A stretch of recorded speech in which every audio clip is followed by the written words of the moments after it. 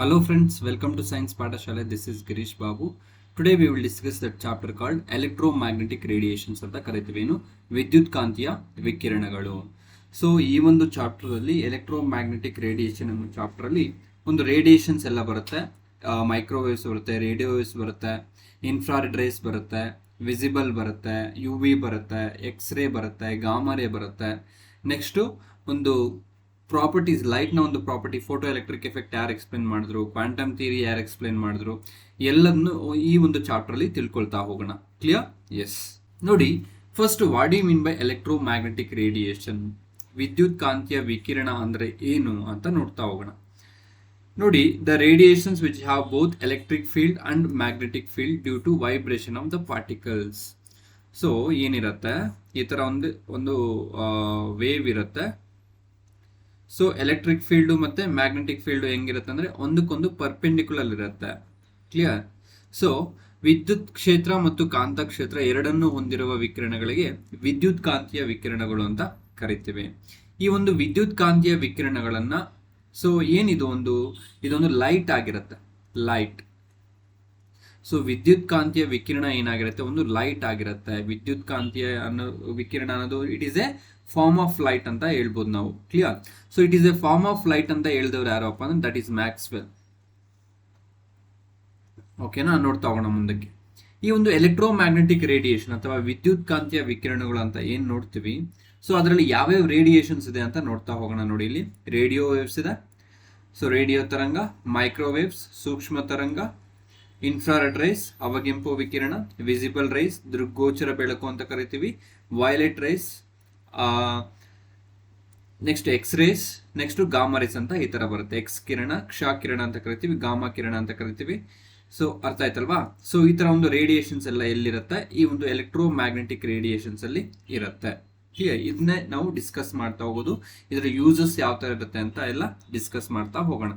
ನೋಡಿ, Maxwell, James Clerk Maxwell, light is a form of electromagnetic wave ಅಂತ ಹೇಳ್ತಾನೆ. ಅರ್ಥ ಆಯ್ತಾ? ನೋಡಿ, ಇಲ್ಲಿ electric field and magnetic field ಏನಿರುತ್ತೆ, ಪರ್ಪೆಂಡಿಕ್ಯುಲರ್ ಟು ಈಚ್ ಅದರ್ ಇರುತ್ತೆ ಅಂತ ಹೇಳ್ತಾನೆ. ಯಾರು? ಮ್ಯಾಕ್ಸ್ವೆಲ್ ಅನ್ನೊಬ್ಬ scientist. Light is a electromagnetic waves ಅಂತ ಕರೀತಾನೆ. ಈ ಒಂದು ಎಲೆಕ್ಟ್ರೋಮ್ಯಾಗ್ನೆಟಿಕ್ ವೇವ್ಸ್ ಅಲ್ಲಿ ಇಲ್ಲಿ ನೋಡಿ, ಫಸ್ಟ್ ಗೆ ಯಾವ್ದಿದೆ, ಸೊ ರೇಡಿಯೋ ವೇವ್ಸ್ ಇದೆ, ನೆಕ್ಸ್ಟ್ ಮೈಕ್ರೋವೇವ್ಸ್. ಸೊ ಇಲ್ಲಿ ಬರೀತೀನಿ ನೋಡಿ, radio, micro, next infrared, next visible, U V, x ray and gamma ray. ಇಲ್ಲಿ ನಾವು ಒಂದು ರೇಡಿಯೋ ವೇವ್ಸ್ಗೆ ಏನು ಹೇಳ್ಬೋದು, ಅತ್ಯಂತ ಒಂದು ಲ್ಯಾಂಬ್ಡಾ ಅನ್ನೋದು ಜಾಸ್ತಿ ಇರುತ್ತೆ, ವೇವ್ ಲೆಂತ್ ಅನ್ನೋದು ಜಾಸ್ತಿ ಇರುತ್ತೆ, ತರಂಗ ದೂರ ಅನ್ನೋದು ಜಾಸ್ತಿ ಇರುತ್ತೆ. ನಾವು ರೇಡಿಯೋ ವೇವ್ಸ್ ಇಂದ ಗಾಮಾ ರೇಸ್ ಕಡೆಗೆ ಬಂದಂಗೆಲ್ಲ ಏನಾಗುತ್ತೆ, ತರಂಗ ದೂರ ಅನ್ನೋದು ಕಡಿಮೆ ಆಗ್ತಾ ಹೋಗುತ್ತೆ. ಯಾವಾಗ ತರಂಗ ದೂರ ಕಡಿಮೆ ಆಗುತ್ತೋ ಅವಾಗ ಫ್ರೀಕ್ವೆನ್ಸಿ ಅನ್ನೋದು ಜಾಸ್ತಿ ಆಗುತ್ತೆ. ಫ್ರೀಕ್ವೆನ್ಸಿ ಯಾವಾಗ ಜಾಸ್ತಿ ಆಗುತ್ತೋ ಅವಾಗ ಎನರ್ಜಿ ಅನ್ನೋದು ಜಾಸ್ತಿ ಆಗುತ್ತೆ. ಅರ್ಥ ಆಯ್ತಲ್ವಾ? ನೋಡಿ, ಇಲ್ಲಿ ಇನ್ಫ್ರಾರೆಡ್ ಅಂತ ಕರೀತೀವಿ. ಇನ್ಫ್ರಾರೆಡ್ ಆಗಿದ ತಕ್ಷಣ ಇಲ್ಲಿ ಏನ್ ಸ್ಟಾರ್ಟ್ ಆಗುತ್ತೆ, ರೆಡ್ ಕಲರ್ ಸ್ಟಾರ್ಟ್ ಆಗುತ್ತೆ. ರೆಡ್ ಕಲರ್ ವಿಬ್ ಗಯಾರ್ ಅಲ್ಲಿ ಬರುತ್ತಲ್ಲ, ರೆಡ್ ಕಲರ್ ವಿಬ್ ಗಯಾರ್,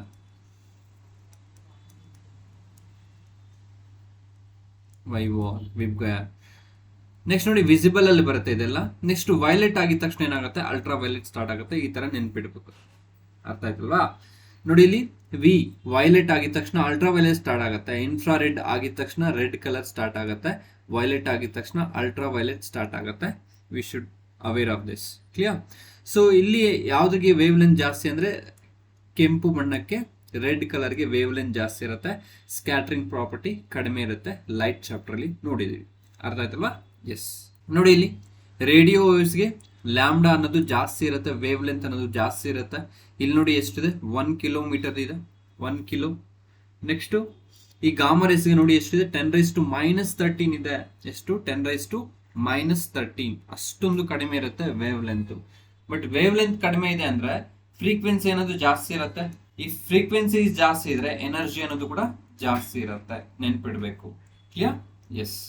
ನೋಡಿ, ಇಲ್ಲಿ ಮೇಲಿಂದ ಕೆಳಗೆ ಬಂದಂಗೆಲ್ಲ ಫ್ರೀಕ್ವೆನ್ಸಿ ಅನ್ನೋದು ಜಾಸ್ತಿ ಆಗ್ತಾ ಹೋಗ್ತಾ ಇದೆ ಇಲ್ಲಿ, ಮತ್ತೆ ಇಲ್ಲಿ ಕಡಿಮೆ ಇದೆ ಫ್ರೀಕ್ವೆನ್ಸಿ. ಇಲ್ಲಿ ನೋಡಿ, ವೇವ್ ಲೆಂತ್ ಅನ್ನೋದು ಜಾಸ್ತಿ ಇದೆ, ಇಲ್ಲಿ ನೋಡಿದ್ರೆ ವೇವ್ ಲೆಂತ್ ಅನ್ನೋದು ಕಡಿಮೆ ಇದೆ, ಫ್ರೀಕ್ವೆನ್ಸಿ ಅನ್ನೋದು ಜಾಸ್ತಿ ಇದೆ. ಅರ್ಥ ಆಯ್ತಲ್ವಾ? ಎಸ್. ನೆಕ್ಸ್ಟ್ ನೋಡಿ, ಕ್ಯಾರೆಕ್ಟರಿಸ್ಟಿಕ್ಸ್ ಆಫ್ ಎಲೆಕ್ಟ್ರೋಮ್ಯಾಗ್ನೆಟಿಕ್ ವೇವ್ಸ್ ಅಂತ ಹೇಳ್ಬಿಟ್ಟು ನೋಡ್ತಾ ಹೋಗೋಣ. ವಿದ್ಯುತ್ ಕಾಂತೀಯ ತರಂಗಗಳ ಗುಣಲಕ್ಷಣಗಳೇನಾದ್ರು ಇದೆಯಾ? ಎಸ್ ಇದೆ. ಸೊ ಏನಪ್ಪಾ ಈ ಒಂದು ಗುಣಲಕ್ಷಣಗಳು? Electromagnetic waves R transverse in nature. So ಇವು ಯಾವ ತರ ಅಲೆಗಳಾಗಿರತ್ತಂದ್ರೆ ಅಡ್ಡ ಅಲೆಗಳಾಗಿರುತ್ತವೆ. ಲೈಟು ಅಷ್ಟೇ. Light is electromagnetic radiation is nothing but light ಆಗಿರುತ್ತೆ. ಲೈಟ್ ಅನ್ನೋದು ಅಡ್ಡ ತರಂಗವಾಗಿರುತ್ತೆ. ಏನು? ಟ್ರಾನ್ಸ್ವರ್ಸ್ ವೇವ್ ಅಂತ ಕರಿತೀವಿ. ಅಂದ್ರೆ ಮೀಡಿಯಂ ಆಫ್ ಪ್ರಾಪಗೇಷನ್ ಈ ತರ ಇದೆ. ಲೈಟ್ ಈ ತರ ಬರ್ತಾ ಇರುತ್ತೆ, ಈ ತರ ಬಂದು ಈ ತರ ಹೋಗುತ್ತೆ, ಪರ್ಪೆಂಡಿಕ್ಯುಲರ್ ಟು ಈಚ್ ಅದರ್ ಅಂತ ಹೇಳ್ಬೋದು. Clear? That is electric field and magnetic field are perpendicular to each other. Accelerated charges produces electromagnetic waves. ವಿದ್ಯುತ್ ಕಾಂತೀಯ ಕ್ಷೇತ್ರ ವಿದ್ಯುತ್ ಮತ್ತು ಕಾಂತೀಯ ಕ್ಷೇತ್ರಗಳು ಪರಸ್ಪರ ಲಂಬವಾಗಿರುತ್ತವೆ. ವೇಗವರ್ಧಿತ ಶುಲ್ಕಗಳು ವಿದ್ಯುತ್ ಕಾಂತೀಯ ಅಲೆಗಳನ್ನು ಉತ್ಪಾದಿಸುತ್ತವೆ. ಅರ್ಥ ಆಯ್ತಲ್ವಾ? ನೋಡಿ, these waves are travels at constant velocity called 3 × 10⁸ metre per second ಅಂತ ಕರಿತೀವಿ. ಈ ಅಲೆಗಳು ನಿರ್ವಾತದಲ್ಲಿ ಸ್ಥಿರ ವೇಗದಲ್ಲಿ ಚಲಿಸುತ್ತವೆ. ಎಷ್ಟು ಅಂದ್ರೆ 3 × 10⁸ ಮೀಟರ್ ಪರ್ ಸೆಕೆಂಡ್ ಅಂತ ಗೊತ್ತಿರಬೇಕು. ಕ್ಲಿಯರ್? ನೋಡಿ, electromagnetic waves do not required a medium to travel. ಈ ಒಂದು ವಿದ್ಯುತ್ ಕಾಂತೀಯ ವಿಕಿರಣಗಳಿಗೆ ಯಾವುದೇ ಒಂದು ಮಾಧ್ಯಮದ ಅಗತ್ಯವಿರುವುದಿಲ್ಲ. ಅದು ಆರಾಮಾಗಿ ಎಲ್ಲಾ ಮಾಧ್ಯಮದಲ್ಲೂ ಚಲಿಸ್ತವೆ. ಯಾವ ತರ ಅಂದ್ರೆ ಲೈಟ್ ತರ. ಅರ್ಥ ಆಯ್ತಲ್ವಾ? ಲೈಟ್ಗೆ ಅಷ್ಟೇ ಯಾವುದೇ ಮಾಧ್ಯಮ ಬೇಕಾಗಿಲ್ಲ. ಸೊ ಅದು ಎಲ್ಲಾ ಮಾಧ್ಯಮದಲ್ಲೂ ಚಲಿಸ್ತಾ ಇರುತ್ತೆ. ಯಾವುದು? ಲೈಟು. ಅರ್ಥ ಆಯ್ತಲ್ವಾ? ಎಸ್. ನೋಡಿ, ಟ್ರಾನ್ಸ್ವರ್ಸ್ ವೇವ್ ಅಂತ ಕರಿತೀವಿ, ಅಡ್ಡ ಅಲೆಗಳು ಅಂತ ಕರಿತೀವಿ. ಏನಪ್ಪ ಈ ಒಂದು ಟ್ರಾನ್ಸ್ವರ್ಸ್ ವೇವ್ ಅಂದ್ರೆ? ನೋಡಿ, medium of propagation and vibration of the particles are perpendicular to each other. ನೋಡಿ, ಮೀಡಿಯಂ ಆಫ್ ಪ್ರಾಪಗೇಷನ್ ಈ ತರ ಇರುತ್ತೆ, ಬಟ್ ವೈಬ್ರೇಷನ್ ಆಫ್ ಪಾರ್ಟಿಕಲ್ಸ್ ಈ ತರ ಇರುತ್ತೆ. ಅದಕ್ಕೆ ಇದೊಂದು ಮತ್ತೆ ಇದೊಂದು ಎರಡು ಏನಾಗಿರುತ್ತೆ ಇಲ್ಲಿ? ಪರ್ಪೆಂಡಿಕ್ಯುಲರ್ ಟು ಈಚ್ ಅದರ್ ಆಗಿರುತ್ತೆ. ನೋಡಿ, ಕಂಪನದ ದಿಕ್ಕು ಮತ್ತು ಪ್ರಸರಣದ ದಿಕ್ಕು ಒಂದಕ್ಕೊಂದು ಲಂಬವಾಗಿರುತ್ತೆ ಅಂತ ಹೇಳ್ತಾ ಹೋಗ್ಬೋದು. ಅರ್ಥ ಆಯ್ತಲ್ವಾ? ನೋಡಿ, ಇಲ್ಲಿ ಟ್ರಾನ್ಸ್ವರ್ಸ್ ವೇವ್ ಈ ತರ ಒಂದು ಮೋಷನ್ ಆಗ್ತಿರುತ್ತೆ. ಕ್ಲಿಯರ್? ಎಸ್. ನೆಕ್ಸ್ಟ್ ನೋಡಿ, ಈ ಒಂದು ಚಾಪ್ಟರ್ ಅಲ್ಲಿ ನಾವು ಮೋಸ್ಟ್ ಇಂಪಾರ್ಟೆಂಟ್ ಏನ್ ತಿಳ್ಕೊಬೇಕಂದ್ರೆ ವೇವ್ ಲೆಂತ್ ಅಂದ್ರೆ ಏನು ಅಂತ ತಿಳ್ಕೊಬೇಕು. ತರಂಗ ದೂರ ಅಂತ ಕರಿತೀವಿ. ನೋಡಿ, ವೇವ್ ಲೆಂತ್ ಅಂದ್ರೆ ಏನು? The wavelength is defined as the distance between two crest or two trough of a wave motion. For example, ಈ ತರ ಒಂದು ವೇವ್ ಇದೆ ಅಂದ್ರೆ ಇದು ಅಪ್ಪರ್ ಅಲ್ಲಿರೋದನ್ನ ನಾವ್ ಏನಂತ ಕರಿತೀವಿ? ಕ್ರೆಸ್ಟ್ ಅಂತ ಕರಿತೀವಿ. ಲೋವರ್ ಎಂಡ್ ನಾವ್ ಏನಂತ ಕರಿತೀವಿ? ಟ್ರಫ್ ಅಂತ ಕರಿತೀವಿ. Distance between two consecutive crest or two consecutive trough. ಈ ಒಂದು ಡಿಸ್ಟೆನ್ಸ್ಗೆ ನಾವೇನಂತ ಕರಿತೀವಿ? ವೇವ್ ಲೆಂತ್ ಅಂತ ಕರಿತೀವಿ, ಅಥವಾ ತರಂಗ ದೂರ ಅಂತ ಕರಿತೀವಿ. ನೆನ್ಪಿಡ್ಬೇಕು. ಕ್ಲಿಯರ್? ಎಸ್. ನೋಡಿ, ಲ್ಯಾಂಬ್ಡಾ ಅನ್ನೋದು ತರಂಗ ದೂರವಾಗಿರುತ್ತೆ. ಸಿ ಎಂಬುದು ಬೆಳಕಿನ ವೇಗ ಆಗಿರುತ್ತೆ. ನ್ಯೂ ಎಂಬುದು ಆವರ್ತನವಾಗಿರುತ್ತೆ, ಫ್ರೀಕ್ವೆನ್ಸಿ ಆಗಿರುತ್ತೆ. ಇದರ ರಿಲೇಷನ್ ಏನಿದೆ? C is equal to lambda into nu ಅಂತ ಹೇಳ್ಬೋದು. ಕ್ಲಿಯರ್? ಎಸ್. ನೆಕ್ಸ್ಟ್ ನೋಡಿ, ಫ್ರೀಕ್ವೆನ್ಸಿ ಅಂತ ಕರಿತೀವಿ. ಏನು? ಫ್ರೀಕ್ವೆನ್ಸಿ. ಆವರ್ತನ ಅಂತ ಕರಿತೀವಿ. ಫ್ರೀಕ್ವೆನ್ಸಿ ಅಥವಾ ಆವರ್ತನ ಅಥವಾ ಆವೃತ್ತಿ ಅಂತ ಕೂಡ ಕರಿತೀವಿ. ಸೊ ಏನಪ್ಪ ಈ ಒಂದು ಫ್ರೀಕ್ವೆನ್ಸಿ ಅಂದ್ರೆ? Number of oscillations per unit time ಅಂತ ಕರಿತೀವಿ. Number of oscillations per unit time, that is F is equal to 1/t ಅಂತ ಕರಿತೀವಿ. ಆವರ್ತನವು ನಿರ್ದಿಷ್ಟ ಸಮಯದಲ್ಲಿ ಒಂದು ನಿರ್ದಿಷ್ಟ ಸ್ಥಳದಲ್ಲಿ ಹಾದು ಹೋಗುವ ಅಲೆಗಳ ಸಂಖ್ಯೆಯಾಗಿರುತ್ತೆ. ಅರ್ಥ ಆಯ್ತಲ್ವಾ? ನೋಡಿ, ಇಲ್ಲಿ ಹೈ ಫ್ರೀಕ್ವೆನ್ಸಿ ಇದೆ, ಆವೃತ್ತಿ ಜಾಸ್ತಿ ಇದೆ, ಹೈ ಫ್ರೀಕ್ವೆನ್ಸಿ ಇದೆ, ಸ್ಮಾಲರ್ ವೇವ್ ಲೆಂತ್ ಇದೆ. ವೇವ್ ಲೆಂತ್ ಜಾಸ್ತಿ ಕಡಿಮೆ ಇದೆ ಅಂದ್ರೆ frequency and wavelength are inversely proportional to each other. Frequency ಜಾಸ್ತಿ ಇದ್ರೆ ವೇವ್ ಲೆಂತ್ ಕಡಿಮೆ ಇರುತ್ತೆ. ಆ ತರ ಇಲ್ಲಿ ನೋಡಿ, ಇಲ್ಲಿ ಫ್ರೀಕ್ವೆನ್ಸಿ ಜಾಸ್ತಿ ಇದೆ, ನಂಬರ್ ಆಫ್ ಆಸಿಲೇಷನ್ ಜಾಸ್ತಿ ಇದೆ. ಸೊ ನಂಬರ್ ಆಫ್ ಆಸಿಲೇಷನ್ಸ್ ಯಾವಾಗ ಜಾಸ್ತಿ ಇದೆಯೋ ಅವಾಗ ಒಂದು ವೇವ್ ಲೆಂತ್ ಅನ್ನೋದು ಕಡಿಮೆ ಇರುತ್ತೆ. ಒಂದು ಕ್ರಸ್ಟ್ ಮತ್ತೆ ಇನ್ನೊಂದು ಕ್ರಸ್ಟ್ ನಡುವೆ ವೇವ್ ಲೆಂತ್ ಅನ್ನೋದು ಕಡಿಮೆ ಇರುತ್ತೆ. ಇಲ್ಲಿ ನೋಡಿ, ಸೆಕೆಂಡ್ ಕೇಸಲ್ಲಿ ನೋಡಿ, ಲೆಸ್ ಫ್ರೀಕ್ವೆನ್ಸಿ ಇದೆ, ಇಲ್ಲಿ ಫ್ರೀಕ್ವೆನ್ಸಿ ಕಡಿಮೆ ಇದೆ, ಬಟ್ ತರಂಗ ದೂರ ಅನ್ನೋದು ಜಾಸ್ತಿ ಇದೆ. ನೆನ್ಪಿಡಬೇಕು. ಕ್ಲಿಯರ್? ನೋಡಿ, wavelength and frequency are inversely proportional to each other. ಈ ಫಸ್ಟ್ ಕೇಸಲ್ಲಿ ಏನಾಗಿದೆ? ವೇವ್ ಲೆಂತ್ ಕಡಿಮೆ ಇದೆ, ಫ್ರೀಕ್ವೆನ್ಸಿ ಹೈ ಫ್ರೀಕ್ವೆನ್ಸಿ ಇದೆ. ಬಟ್ ಇಲ್ಲಿ ನೋಡಿ, ವೇವ್ ಲೆಂತ್ ಇಲ್ಲಿಂದ ಇಲ್ಲಿಗೆ ತುಂಬಾ ದೂರ ಇದೆ. Low frequency, lambda is more, f is less. ಇಲ್ಲಿ lambda is less, f is more. ಅರ್ಥ ಆಯ್ತಲ್ವಾ? ಎಸ್. ನೋಡಿ, what is the S I unit of frequency ಅಂತ ಕೇಳ್ತಾರೆ. ಹರ್ಟ್ಸ್ ಅಂತ ಕರಿತೀವಿ. ಯಾವುದು? ಹರ್ಟ್ಸ್. ಅಂತಾರಾಷ್ಟ್ರೀಯ ಏಕಮಾನ, ಆವೃತ್ತಿಯ ಅಂತಾರಾಷ್ಟ್ರೀಯ ಏಕಮಾನ ಏನು? S I unit of frequency is hertz ಅಂತ ನಮಗೆ ಗೊತ್ತಿರಬೇಕು. ಕ್ಲಿಯರ್? ಅಥವಾ ಪರ್ ಸೆಕೆಂಡ್, ನಾವು F is equal to 1/t ಅಂತ ಹೇಳ್ತೀವಲ್ಲ, ಅಥವಾ ನಾವೇನು ಹೇಳ್ಬೋದು? ಪರ್ ಸೆಕೆಂಡ್ ಆದ್ರೂ ಹೇಳ್ಬೋದು. ಕ್ಲಿಯರ್? ಎಸ್ ನೋಡಿ ಇಲ್ಲಿ E is the energy, E ಅನ್ನೋದು ಶಕ್ತಿ ಆಗಿರುತ್ತೆ. H is a planks constant, planks ಅನ್ನೋ ಒಬ್ಬ ಸೈಂಟಿಸ್ಟ್ ಬರ್ತಾನೆ, ಡಿಸ್ಕಸ್ ಮಾಡೋಣ ಮುಂದೆ. ಅದ್ರ ವ್ಯಾಲ್ಯೂ ಎಷ್ಟಿರುತ್ತೆ ಅಂದ್ರೆ 6.62607 ಇಂಟು 10⁻⁻34 ಆಗಿರುತ್ತೆ. ನ್ಯೂ ಅಥವಾ ಎಫ್ ಅನ್ನೋದು ಫ್ರೀಕ್ವೆನ್ಸಿ ಆಗಿರುತ್ತೆ. ಕ್ಲಿಯರ್? ಇದರಿಂದ ನಮಗೆ ಒಂದು ರಿಲೇಷನ್ ಬರುತ್ತೆ, that is E is equal to H nu ಅಂತ ಕರಿತೀವಿ. ಏನು? E is equal to H nu. Thus we can see that frequency is directly proportional to the energy. ಯಾವಾಗ ಫ್ರೀಕ್ವೆನ್ಸಿ ಜಾಸ್ತಿ ಇರುತ್ತೋ ಎನರ್ಜಿನೂ ಜಾಸ್ತಿ ಇರುತ್ತೆ ಬೈ ಯೂಸಿಂಗ್ ದಿಸ್ ಫಾರ್ಮುಲಾ. ನೋಡಿ ಇಲ್ಲಿ ನ್ಯೂ ಅನ್ನೋದು ಫ್ರೀಕ್ವೆನ್ಸಿ ಆಗಿರುತ್ತೆ, ಇ ಅನ್ನೋದು ಎನರ್ಜಿ ಆಗಿರುತ್ತೆ, ನೆನ್ಪಿಡ್ಬೇಕು. ಕ್ಲಿಯರ್? ಎಸ್ ಎಸ್ ಒಂದೊಂದಾಗಿ ನೋಡ್ತಾ ಹೋಗೋಣ. ಮೊದಲಿಗೆ ಬಂದು ರೇಡಿಯೋ ವೇವ್ಸ್ ಬಗ್ಗೆ ತಿಳ್ಕೊಳ್ತಾ ಹೋಗೋಣ. ಯಾವುದು? Radio waves. ಇದನ್ನ ಯಾರಪ್ಪ ಡಿಸ್ಕವರ್ ಮಾಡಿದ್ದು ಅಂದ್ರೆ ಹೆನ್ರಿಚ್ ಹರ್ಟ್ಸ್ ಅನ್ನೋ ಒಬ್ಬ ಸೈಂಟಿಸ್ಟ್. ಯಾರು? Heinrich Hertz. ಯಾವುದನ್ನ? ಈ ಒಂದು ರೇಡಿಯೋ ವೇವ್ಸ್ನ. ಇದರ ಒಂದು ಫ್ರೀಕ್ವೆನ್ಸಿ ಏನಿರುತ್ತೆ 30 ಹರ್ಟ್ಸ್ ಇಂದ 300 ಗಿಗಾ ಹರ್ಟ್ಸ್ ಆಗಿರುತ್ತೆ. ಸೊ ಇದರ ಫ್ರೀಕ್ವೆನ್ಸಿ ಕಡಿಮೆ ಇರುತ್ತೆ, ವೇವ್ ಲೆಂತ್ ಅನ್ನೋದು ಜಾಸ್ತಿ ಇರುತ್ತೆ. ನೋಡಿ, radio waves are having minimum energy and high distance are travelled. ಅಂದ್ರೆ ವೇವ್ ಲೆಂತ್ ತರಂಗ ದೂರ ಅನ್ನೋದು ಜಾಸ್ತಿ ಇದೆ, ಫ್ರೀಕ್ವೆನ್ಸಿ ಅನ್ನೋದು ಕಡಿಮೆ ಇದೆ. ಯಾವಾಗ ಫ್ರೀಕ್ವೆನ್ಸಿ ಕಡಿಮೆ ಇರುತ್ತೋ ಎನರ್ಜಿನೂ ಕಡಿಮೆ ಇರುತ್ತೆ. ಕನ್ನಡದಲ್ಲಿ ನೋಡಿ, ತರಂಗಾಂತರವು ಹೆಚ್ಚಾಗಿದ್ದು ಆವರ್ತನವು ಕಡಿಮೆ ಇದೆ. ಅರ್ಥ ಆಯ್ತಲ್ವಾ?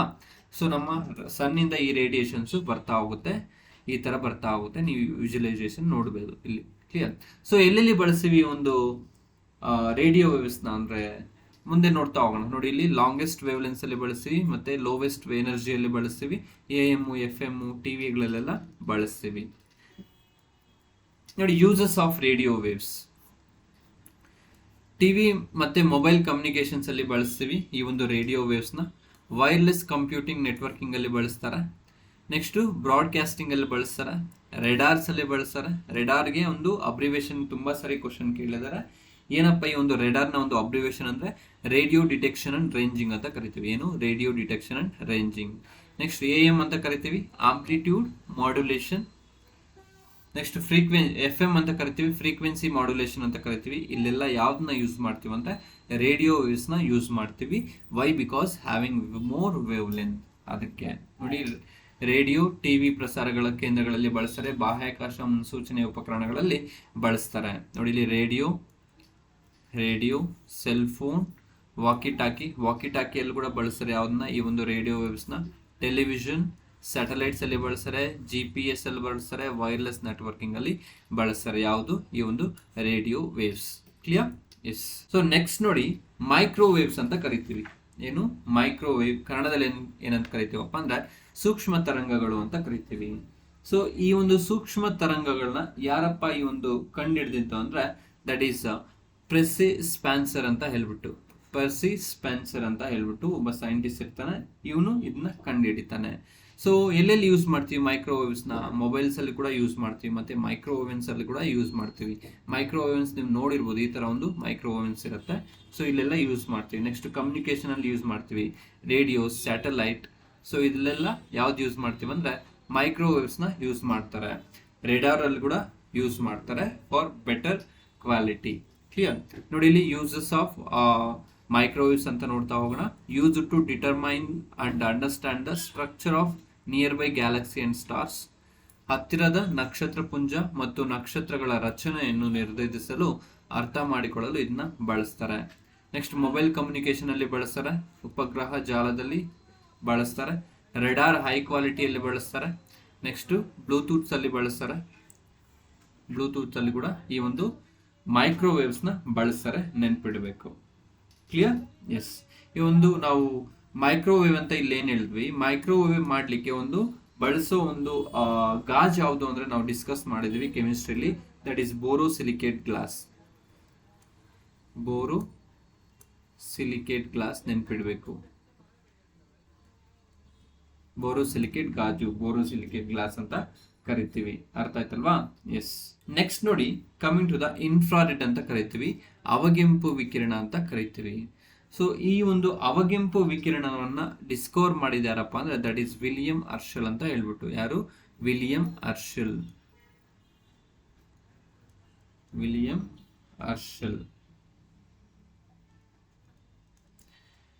ಸೊ ವಿಲಿಯಂ ಹರ್ಷಲ್ ಈ ಒಂದು ಅವಗೆಂಪು ವಿಕಿರಣಗಳನ್ನ ಪತ್ತೆ ಹಚ್ತಾರೆ. ಸೊ ಈ ಒಂದು ಅವಗೆಂಪು ವಿಕಿರಣಗಳನ್ನ ಎಲ್ಲೆಲ್ಲಿ ಬಳಸ್ತೀವಿ ನಾವು ಅಂತ ನೋಡ್ತಾ ಹೋಗೋಣ. ನೋಡಿ, ಇಲ್ಲಿ ಟಿವಿ ರಿಮೋಟ್ಗಳಲ್ಲಿ ಬಳಸ್ತಾರೆ. Next, it is used to find enemy tents, ಅಂದ್ರೆ ಶತ್ರುಗಳ ಸೈನ್ಯದ ಶಿಬಿರಗಳನ್ನು ಪತ್ತೆ ಹಚ್ಚಲು ಬಳಸ್ತಾರೆ ಡಿಫೆನ್ಸ್ ಅಲ್ಲಿ.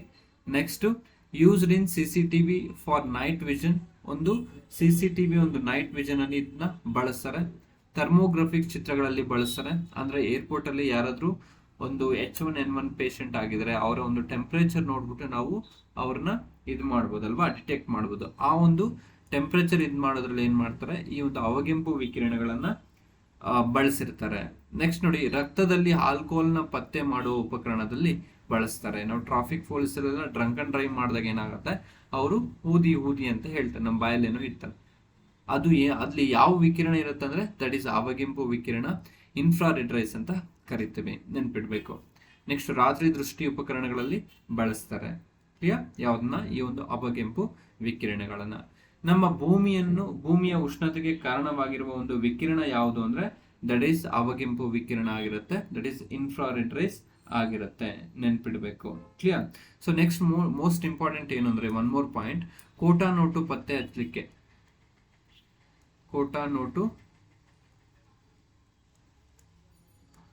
ಪತ್ತೆ ಹಚ್ಚಲಿಕ್ಕೆ ಬಳಸುವ ಉಪಕರಣದಲ್ಲಿ ಕೂಡ ಈ ಒಂದು ಇನ್ಫ್ರಾರೆಡ್ ಅಥವಾ ಅವಗೆಂಪು ವಿಕಿರಣಗಳನ್ನ ಬಳಸ್ತಾರೆ. ನೆಕ್ಸ್ಟ್, ಒಂದು ಬಾರ್ ಕೋಡಿಂಗ್ ಅಲ್ಲಿ ಕೂಡ ಬಳಸ್ತಾರೆ. ಯಾವುದು? ಬಾರ್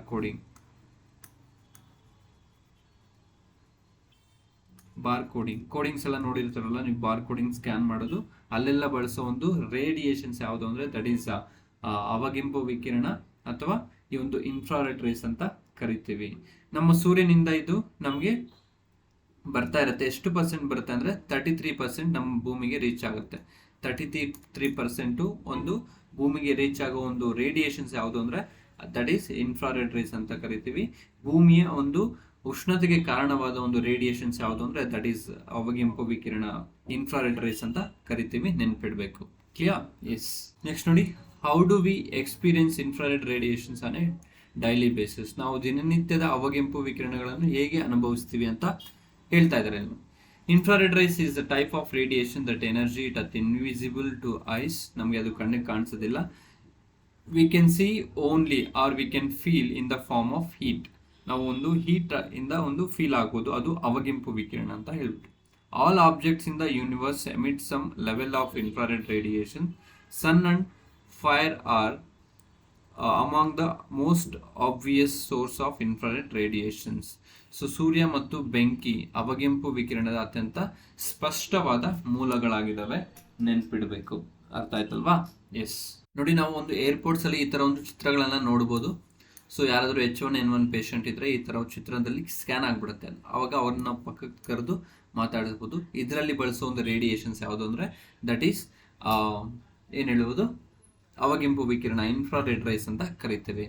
ನೆಕ್ಸ್ಟ್ ನೋಡಿ, ಇಂದು ನಾವು ಬರ್ತಾ ಇದ್ರೆ ಏರ್ಪೋರ್ಟ್ ಅಲ್ಲಿ ಬರ್ತಾ ಇದ್ರೆ ಒಂದು ಸೆನ್ಸರ್ ಬರುತ್ತೆ. ಸೆನ್ಸರ್ ನಮ್ಮನ್ನ ಡಿಟೆಕ್ಟ್ ಮಾಡುತ್ತೆ, ಓ ಈ ಪೇಷಂಟ್ H1N1 ಅಂತ ಡಿಟೆಕ್ಟ್ ಮಾಡುತ್ತೆ by using ultraviolet radiation, sorry not ultraviolet, infrared radiations. Next ನೋಡಿ, CC ಕ್ಯಾಮ್ರಾದಲ್ಲಿ ಬಳಸ್ತಾರೆ ಫಾರ್ ನೈಟ್ ವಿಷನ್. ಸೊ ರಾತ್ರಿಯಲ್ಲಿ ಬಳಸ್ತಾರೆ, CC ಕ್ಯಾಮ್ರಾದಲ್ಲಿ ಬಳಸೋ ಒಂದು ನೈಟ್ ವಿಷನ್ಗೆ ಬಳಸ್ತಾರೆ ಯಾವ್ದನ್ನ, ಈ ಒಂದು ಇನ್ಫ್ರಾರೆಡ್ ರೇಸ್ನ. Next coming to this visible light, ದೃಗ್ಗೋಚರ ಬೆಳಕು ಅಂತ ಕರಿತೀವಿ. ಯಾವುದು? ವಿಸಿಬಲ್ ಲೈಟ್ ಅಥವಾ ದೃಗ್ಗೋಚರ ಬೆಳಕು. ಸೊ ಇದನ್ನ ನಾವು ಎಲ್ಲೆಲ್ಲಿ ಬಳಸ್ತೀವಿ ಅಂದ್ರೆ ಇಟ್ ಈಸ್ ಯೂಸ್ಡ್ ಇನ್ ಫೋಟೋಗ್ರಫಿಯಲ್ಲಿ ಬಳಸ್ತೀವಿ. ನೆಕ್ಸ್ಟ್ ಈ ಒಂದು OFC ಅಂತ ಕರಿತೀವಿ, ಆಪ್ಟಿಕಲ್ ಫೈಬರ್ ಕೇಬಲ್, ಇದರ ಒಂದು ಆಪ್ಟಿಕಲ್ ಫೈಬರ್ ಕೇಬಲ್ ಅಲ್ಲಿ ಬಳಸ್ತೀವಿ. ಆಪ್ತಮಾಲಜಿಯಲ್ಲಿ ಬಳಸ್ತೀವಿ. ನೆಕ್ಸ್ಟ್ ಸ್ಟಡಿ ಅಬೌಟ್ ಕಲರ್ಸ್, ಬಣ್ಣಗಳ ಬಗ್ಗೆ ಅಧ್ಯಯನ ಮಾಡಲಿಕ್ಕೆ ಬಳಸ್ತೀವಿ. ನೆಕ್ಸ್ಟ್ ಲೇಸರ್ ಅಲ್ಲಿ ಕೂಡ ಬಳಸ್ತಾರೆ. ಸೊ ಲೇಸರ್ನ ಒಂದು ಇದು ಅಬ್ರಿವೇಷನ್ ಕೇಳ್ತಾರೆ, ತುಂಬಾ ಸರಿ ಕೇಳಿದ್ದಾರೆ, ಏನಂದ್ರೆ light amplification stimulation of emission and radiation. Light amplification stimulation of emission and radiation ಅಂತ ಕರಿತೀವಿ, ನೆನ್ಪಿಡ್ಬೇಕು. ಕ್ಲಿಯರ್? ಎಸ್. ನೋಡಿ, ಈ ಒಂದು ವಿಬ್ಗೈರ್ ಅಥವಾ ವಿಸಿಬಲ್ ಸ್ಪೆಕ್ಟ್ರಮ್ ಇಲ್ಲಿದೆ. ಸೊ ಇದರೊಂದು ವೇವ್ ಲೆಂತ್ ಎಲ್ಲಿ ತನಕ ಇರುತ್ತೆ ಅಂದ್ರೆ 400 to 800 ಇರುತ್ತೆ, ನ್ಯಾನೋಮೀಟರ್ ಆಗಿರುತ್ತೆ. 400 to 800 ನ್ಯಾನೋಮೀಟರ್ ಆಗಿರುತ್ತೆ. ಸೊ ವೈಲೆಟ್ ಕಲರ್ದು 400 ಸ್ಟಾರ್ಟ್ ಆದರೆ ಒಂದು ರೆಡ್ ಕಲರ್ದು ಎಷ್ಟಿರುತ್ತೆ, ಮ್ಯಾಕ್ಸಿಮಮ್ ವೇವ್ ಲೆಂತ್ ಇರೋದು ರೆಡ್ ಕಲರ್ದು ಎಷ್ಟು 780 ನ್ಯಾನೋಮೀಟರ್ ಅಂತ ಕರಿತೀವಿ. ಅರ್ಥ ಆಯ್ತಲ್ವಾ? ಸೊ ಇಲ್ಲಿ ನಿಮಗೆ ಇದು ಗೊತ್ತಿರಬೇಕು, ಎಂ ಅಂದರೆ ಮೀಟರ್ ಅಂತ ಕರಿತೀವಿ, ಮೀಟರ್. ಸೊ ಸಿ ಎಂ ಅಂದರೆ ಸೆಂಟಿಮೀಟರ್,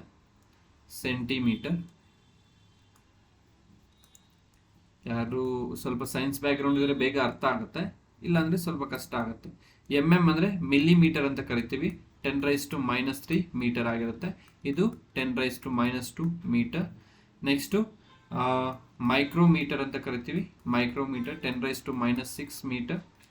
ನೆಕ್ಸ್ಟ್ ನ್ಯಾನೋಮೀಟರ್ ಅಂತ ಕರಿತೀವಿ, ದಟ್ ಈಸ್ 10⁻⁹ ಮೀಟರ್ ಆಗಿರುತ್ತೆ. ನೆಕ್ಸ್ಟ್ ಆಂಗ್ಸ್ಟ್ರಾಮ್ ಅಂತ ಕರಿತೀವಿ, ಆಂಗ್ಸ್ಟ್ರಾಮ್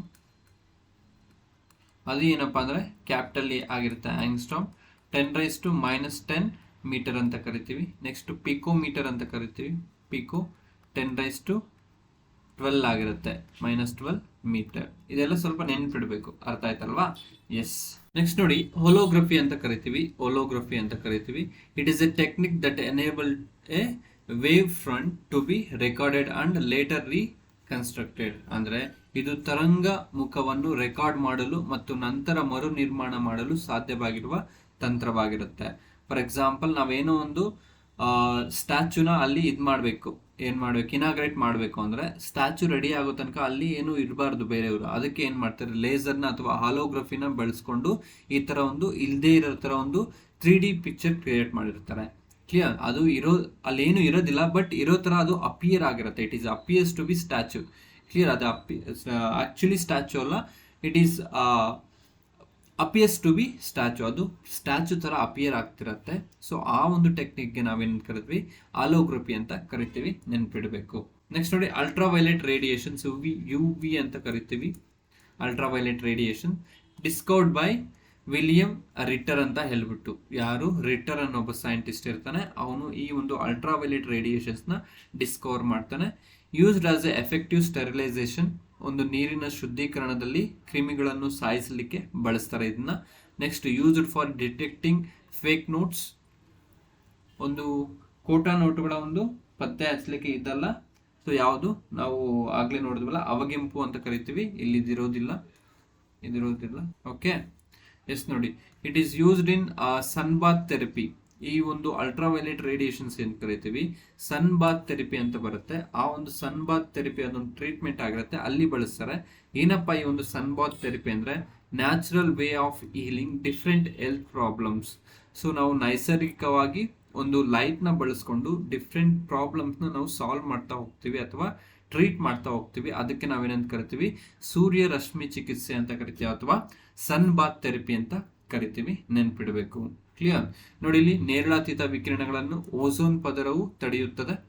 ಸೊ ಇದರಲ್ಲಿ ವಿಟಮಿನ್ ಡಿ ನಮಗೆ ಸಿಗುತ್ತೆ. ಯಾವುದರಿಂದ? UV ರೇಡಿಯೇಷನ್ಸ್ ಇಂದ. ನೀರಿನ ಶುದ್ಧೀಕರಣದಲ್ಲಿ ಬಳಸ್ತಾರೆ. ಸಂತೋಷ ನೀಡುವ ಸೆರೋಟೋನಿನ್ ಹಾರ್ಮೋನ್ ಉತ್ಪಾದನೆಯಲ್ಲಿ ಇದು ಸಹಕಾರಿಯಾಗಿದೆ. ಆಹಾರ ಸಂಸ್ಕರಣೆಯಲ್ಲಿ ಇದನ್ನ ಬಳಸ್ತಾರೆ. ಯಾವುದನ್ನ? ಈ ಒಂದು ನೇರಳಾತೀತ ವಿಕಿರಣನ.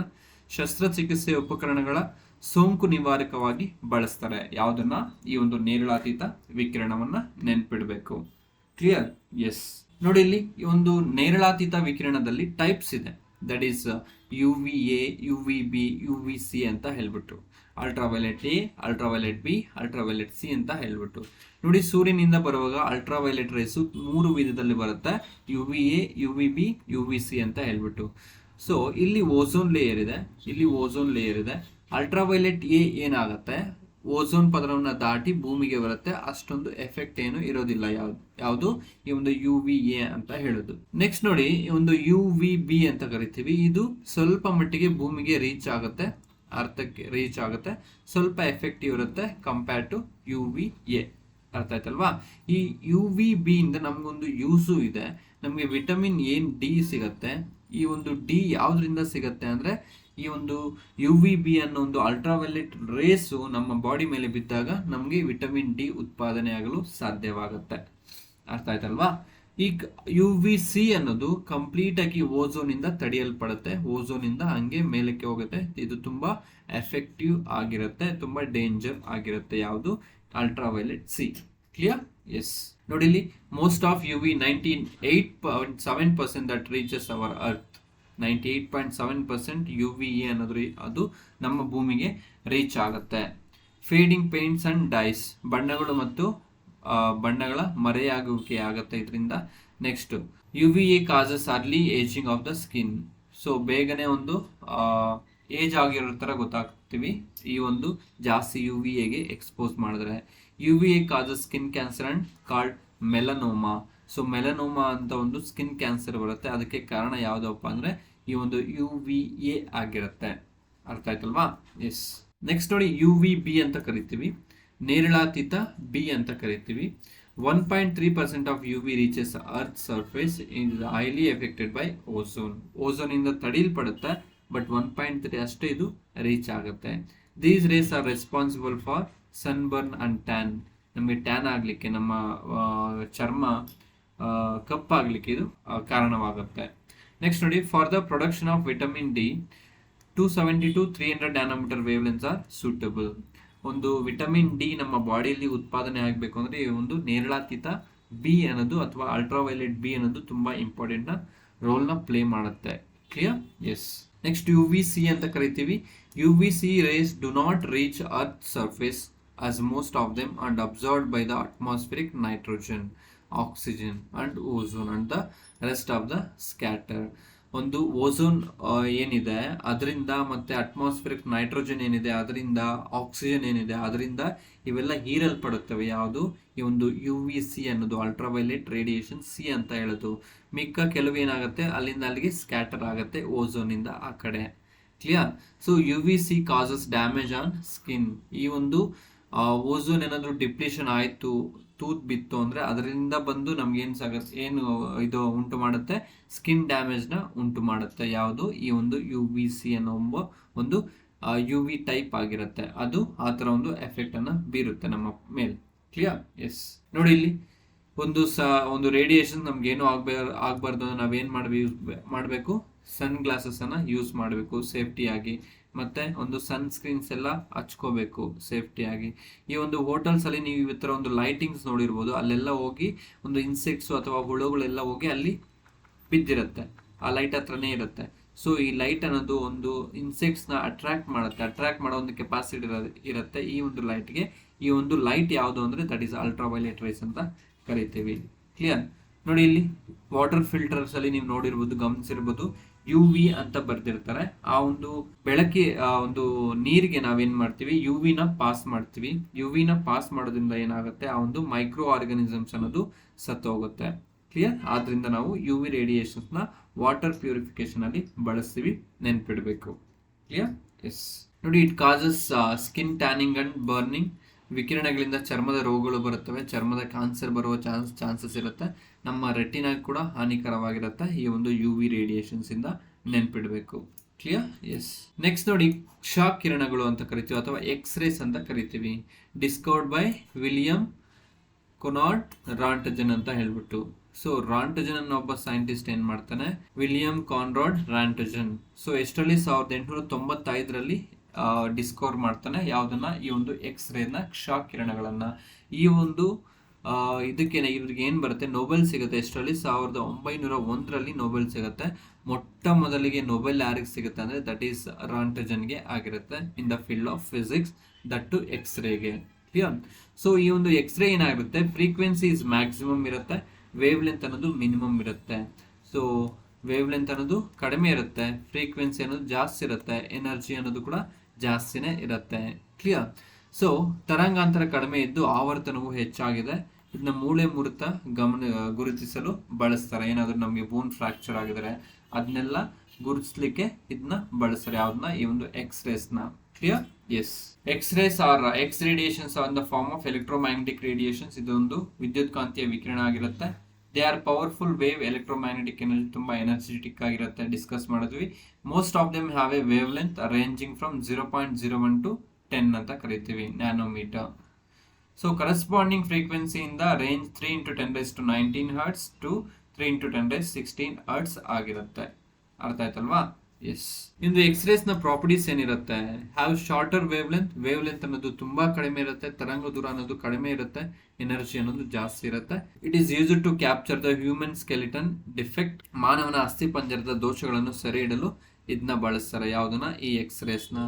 Next, capable of travelling in vacuum, ಇದು ನಿರ್ವಾತದಲ್ಲಿ ಪ್ರಯಾಣಿಸಲು ಸಮರ್ಥವಾಗಿದೆ. ಯಾವುದು? ಈ ಒಂದು ಎಕ್ಸ್ರೇ ಅನ್ನೋದು. ಅರ್ಥ ಆಯ್ತಲ್ವಾ? ಎಸ್. ನೋಡಿ, ಈ ಒಂದು ಎಕ್ಸ್ರೇಸ್ ನ ಮೆಡಿಕಲ್ ಯೂಸಸ್ ಏನು?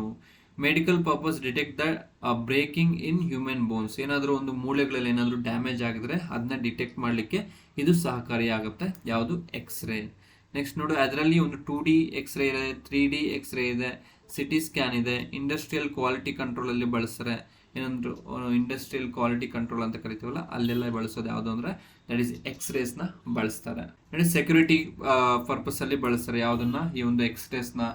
So they are used for scan the luggages of passengers in airport, rail terminals and other places. ವಿಮಾನ ನಿಲ್ದಾಣಗಳಲ್ಲಿ, ರೈಲು ನಿಲ್ದಾಣಗಳಲ್ಲಿ, ಇತರ ಸ್ಥಳಗಳಲ್ಲಿ ಲಗೇಜ್ ಅನ್ನು ಸ್ಕ್ಯಾನ್ ಮಾಡಲು ಇದನ್ನ ಬಳಸ್ತಾರೆ.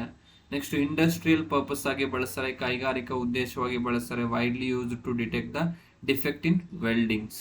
ಸೊ ಏನಾದರೂ ವೆಲ್ಡಿಂಗ್ಸ್ ಅಲ್ಲಿ ಬೆಸುಗೆಗಳಲ್ಲಿ ಏನಾದರೂ ದೋಷಗಳಿದ್ರೆ, ಎಲ್ಲಾದರೂ ಡ್ಯಾಮೇಜಸ್ ಇದ್ರೆ ಅದನ್ನು ಕೂಡ ಡಿಟೆಕ್ಟ್ ಮಾಡೋದು ಯಾವುದು ಅಂದ್ರೆ ಎಕ್ಸ್ರೇ ಅನ್ನೋದು ಡಿಟೆಕ್ಟ್ ಮಾಡುತ್ತೆ. ನೆನ್ಪಿಡ್ಬೇಕು. ಕ್ಲಿಯರ್? ಎಸ್. ನೋಡಿ, ಈಗ ತಾನೇ ನಾವು ನೋಡಿದ್ವಿ MRI ಸ್ಕ್ಯಾನ್ ಮತ್ತೆ ಸಿಟಿ ಸ್ಕ್ಯಾನ್ ಅಂತ ಹೇಳ್ಬಿಟ್ಟು ಎಕ್ಸ್ರೇ ಡಿಸ್ಕಸ್ ಮಾಡ್ತಾ ಇರ್ಬೇಕಾದ್ರೆ ಇದು ಬಂತು. ಬಟ್ ಏನು ಡಿಫ್ರೆನ್ಸ್ ಏನು? ಎಕ್ಸ್ರೇಗೆ ಡಿಫ್ರೆನ್ಸ್ ಏನು, ಸಾರಿ ಸಿಟಿ ಸ್ಕ್ಯಾನ್ಗೆ ಡಿಫ್ರೆನ್ಸ್ ಏನು, MRI ಸ್ಕ್ಯಾನ್ಗೆ ಡಿಫ್ರೆನ್ಸ್ ಏನು ಅಂತ ನೋಡ್ತಾ ಹೋಗೋಣ. ಏನು ಸಿಟಿ ಅಂದ್ರೆ ಕಂಪ್ಯೂಟೆಡ್ ಟೋಮೋಗ್ರಫಿ ಅಂತ ಕರಿತೀವಿ. ಏನು? Computed tomography. MRI ಅಂದ್ರೆ ಮ್ಯಾಗ್ನೆಟಿಕ್ ರೆಸನೆನ್ಸ್ ಇಮೇಜ್ ಅಂತ ಕರಿತೀವಿ. Magnetic resonance image. Next, x ray ತರಂಗ ಬಳಕೆ ಮಾಡ್ತೀವಿ ಎಲ್ಲಿ? ಸಿಟಿ ಸ್ಕ್ಯಾನ್ ಅಲ್ಲಿ. ಇಲ್ಲಿ ಏನ್ ಮಾಡ್ತೀವಿ? MRI ಅಲ್ಲಿ powerful magnetic field and radio ಫ್ರೀಕ್ವೆನ್ಸಿನ ಬಳಸ್ತೀವಿ. ಎಲ್ಲಿ? MRI ಅಲ್ಲಿ. ಮೂಳೆ ಮತ್ತು ಹಾರ್ಟ್ ಟಿಶ್ಯೂಗಳ ಒಂದು ಸ್ಕ್ಯಾನಿಂಗ್ಗೆ ಸಿಟಿ ಸ್ಕ್ಯಾನ್ ನ ಬಳಸ್ತೀವಿ. ಸೊ ಇದು ಸಿಟಿಗಿಂತ ತುಂಬಾ ದುಬಾರಿ ಆಗಿರುತ್ತೆ. ಯಾವುದು? MRI ಅನ್ನೋದು ತುಂಬಾ ಕಾಸ್ಟ್ಲಿ ಆಗಿರುತ್ತೆ. ಅರ್ಥ ಆಯ್ತಲ್ವಾ? ಸೊ MRI ಅನ್ನೋದು ತುಂಬಾ ಕಾಸ್ಟ್ಲಿ ಇರುತ್ತೆ. ನರವ್ಯೂಹ ಮತ್ತು ಸಾಫ್ಟ್ ಟಿಶ್ಯೂಗಳ ಒಂದು ಸ್ಕ್ಯಾನಿಂಗ್ಗೆ ಈ ಒಂದು MRI ನ ಬಳಸ್ತಾರೆ. ಮೈನ್ಯೂಟ್ ಏನಾದ್ರು ಇದಾಗಿದ್ರೆ, ಫ್ರಾಕ್ಚರ್ ಆಗಿದ್ರೆ ನರ್ವ್ ಅಲ್ಲಿ, ಆ ಒಂದು ಸಂದರ್ಭದಲ್ಲಿ ಬಳಸೋದು ಯಾವುದು ಅಂದ್ರೆ ದಟ್ ಈಸ್ MRI ನ ಬಳಸ್ತಾರೆ. ಇದು ಸ್ವಲ್ಪ ಕಾಸ್ಟ್ಲಿ ಆಗಿರುತ್ತೆ. ಸಮ್ ಅರೌಂಡ್ ಒನ್ಸ್ ನೀವು MRI ಹೋಗ್ಬೇಕಂದ್ರೆ 8,000 to 9,000 ಇರಬೇಕು. 7,000 to 9,000 ನಿಮ್ಮ ಕೈಯಲ್ಲಿ ಇರಬೇಕು. ಸೊ ಸಿಟಿ ಸ್ಕ್ಯಾನ್ ತುಂಬಾ ಆರಾಮಿರುತ್ತೆ. ನಿಮ್ಗೆ ಗೌರ್ಮೆಂಟ್ ಹಾಸ್ಪಿಟಲ್ಸ್ ಎಲ್ಲ ಇದು ಸಿಟಿ ಸ್ಕ್ಯಾನ್ ಅವೈಲೇಬಲ್ ಇರುತ್ತೆ. Clear? Yes. Next, coming to the gamma rays ಅಂತ ಕರಿತೀವಿ. ಗಾಮಾ ವಿಕಿರಣ. It was first discovered by French chemist physicist that is Paul Villard ಅಂತ ಹೇಳ್ಬಿಟ್ಟು. ಯಾರು? ಪೌಲ್ ವಿಲಾರ್ಡ್ ಅನ್ನೋ ಒಬ್ಬ ಸೈಂಟಿಸ್ಟ್ ಇರ್ತಾನೆ. ಅವನು ಏನ್ ಮಾಡ್ತಾನೆ? ಈ ಒಂದು ಗಾಮಾ ವಿಕಿರಣಗಳನ್ನ ಪತ್ತೆ ಹಚ್ತಾನೆ. ಕ್ಲಿಯರ್? ಸೊ ಈ ಒಂದು ಪೌಲ್ ವಿಲಾರ್ಡ್ ಮತ್ತೆ ಹೆನ್ರಿ ಬೆಕ್ವೆರೆಲ್ಗೂ ಈ ಒಂದು ಗಾಮಾ ವಿಕಿರಣಗಳನ್ನ ಪತ್ತೆ ಹಚ್ಚಿರುವ ಒಂದು ಹೆಸರನ್ನು ಸಿಗತ್ತೆ. ಯಾರಿಗೆ? ಹೆನ್ರಿ ಬೆಕ್ವೆರೆಲ್ ಕೂಡ ಕರಿತೀವಿ. ಸೊ ಇದನ್ನು ಮೊದಲಿಗೆ 1900ರಲ್ಲಿ ಫ್ರೆಂಚ್ ರಸಾಯನ ಶಾಸ್ತ್ರಜ್ಞ ಪೌಲ್ ವಿಲಾರ್ಡ್ ಅನ್ನೋ ಒಬ್ಬ ಸೈಂಟಿಸ್ಟ್ ಇದನ್ನ ಕಂಡುಹಿಡಿತಾನೆ.